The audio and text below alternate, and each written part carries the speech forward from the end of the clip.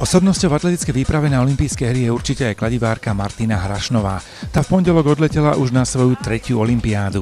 Zatiaľ čo v Londýne nepostúpila do finále, v Pekingu 2008 skončila na výbornom 8. mieste. Bronzová zo svetového šampionátu 2009 v Berlíne či strieborná z majstrovstiev Európy 2012 v Helsinkách a 2014 v Curychu by si postup do finále olympiády rada zopakovala. Aká je teda jej súčasná forma?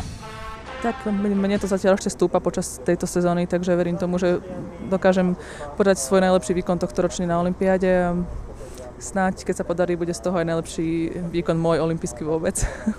Pri tom návrate z olympiády, s čím by bol človek spokojný v tom lietadle, keby sedel s akým umiestnením, s akým výsledkom? V pláne máme do 8, ja už som raz v 8 bola, bolo to vtedy 8. miesto, tak ja by som pre také svoje vlastné uspokojenie bola rada, keby to bolo o niečo maličko lepšie. Na čo sa osobne tešíš najviac na olympiádu, prípadne si pôjdeš pozrieť nejaké iné súťaže? Veľmi sa teším na atletiku, tak zatiaľ mám v pláne pozrieť len atletiku, ale uvidím, ako sa to potom vyvinie a na mieste sa rozhodnem.